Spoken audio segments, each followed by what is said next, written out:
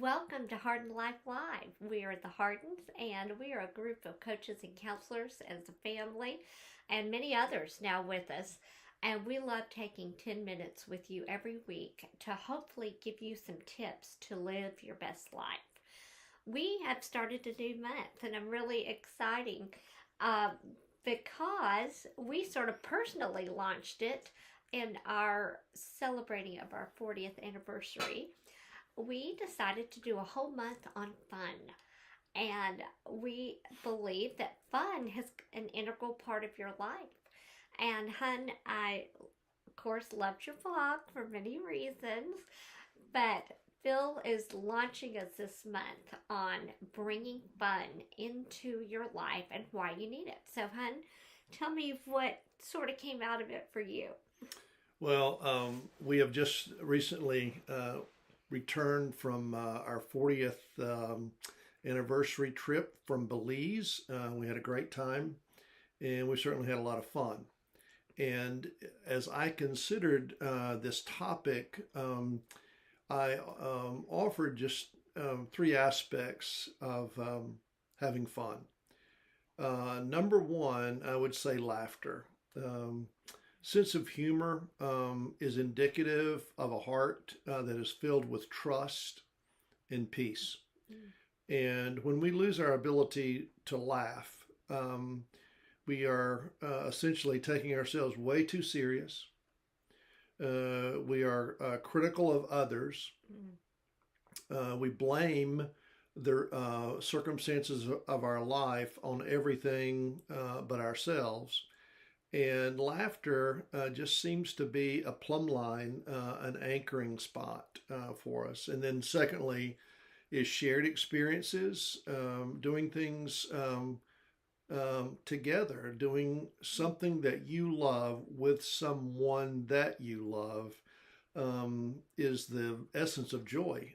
As we have said in past times together, the research shows that you cannot experience joy apart from relationship. I mean, I can be happy watching a basketball game, but what makes me joyful is when I'm sharing that basketball game, if you will, with somebody that I love. And then thirdly, this idea of having fun is just surprises, bringing surprise back into your life, relationships. And really, the idea of surprise is restoring mystery and wonder to our relationships. I mean, the mystery of receiving a gift. You know, what is the gift? What's in the box? It's the childlike wonder of being presented a gift at Christmas that makes us all love watching children. And when we remove surprise from our life, then we have stopped having fun. So laughter, shared experiences, and surprise. Those are all amazing. And I feel like we sort of did all of those in Belize, and it anchored a whole new experience for us personally and just in our relationship. But the going to that very first one, I thought it was really interesting what you said in your blog that when we take laughter out, it almost sets us up to be more judgmental of self or others, and it moves you more toward arrogance. And I really think about just so many areas in culture right now that are struggling. And I'm thinking, wow, what if we brought laughter back in? Laughter for me is saying, don't take life so seriously. Be able to hold good and bad in the same hand, and it's not fatal. And laughter helps us. I know there's been times when you and I, or the girls and I, have been in a tense moment, and then someone just says something stupid and funny, and then we all sort of, okay, let's get over our big bad self and let's move through it. But I think of couples in my office who cannot get to laughter typically are the ones that are going to have a hard time making it. Well, I've shared this story before, but I love this.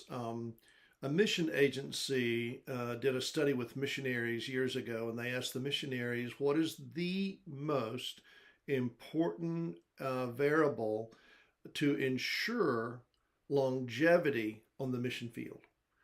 And the response was not prayer or Bible study or leading people to Jesus, all very important aspects of being a missionary.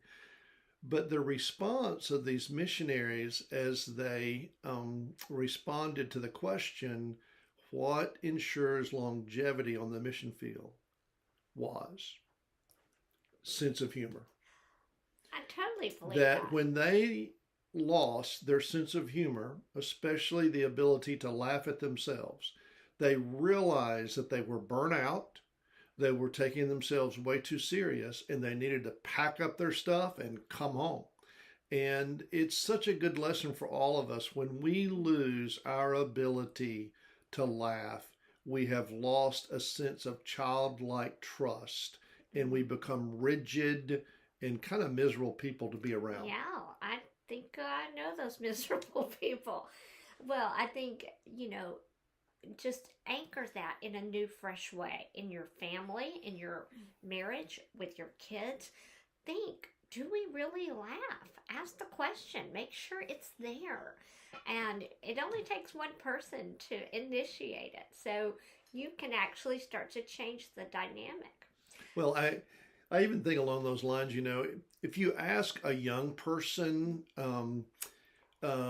and I often ask this in our counseling practice when I'm working with a couple, been married, whether it be 2 years or 20 years or 40 years, what drew you to that person? The most consistent answer is, he made me laugh. He made me laugh. Yes. She made me laugh.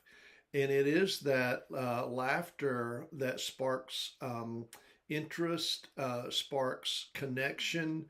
When you can laugh together, there is a sense of connection that can easily move the relationship into a deeper romance. That's so cool. Well, I loved, not only did we see that, you even brought in, which I found, of course, I'm all about the brain, all about the body-brain connection, and the absence of fun and that laughter actually physically causes health issues. So I certainly want you reading Phil's blog on that to get the realization that longevity physically is also tied to that. But then I have to, before I know we just got a couple of minutes, but I have to say, Phil Harden is the expert on that number 3 and the surprises. And in Belize, he gave me a card every night, and he picked out a song to anchor for me every night as we celebrated 40 years. And, it really is. It evokes, it did in me, the sense of someone would go to that trouble to see me and value me and care for me in a thoughtful way. It brings joy. And I think God so delights in us that way, and that it connects us to value. And so I want to really encourage you to think of someone right now in your life that you think, you know what, I want to do a surprise for them. And Phil gives some great little tips and things in the blog of ways you can do that. It doesn't have to be expensive. It's more thoughtful. So read up on that. What we want is, we're setting this month in for fun. So don't miss reading Phil's blog at hardinlife.com, and we'll look forward to seeing you next week. Go have some fun. Yes. Thanks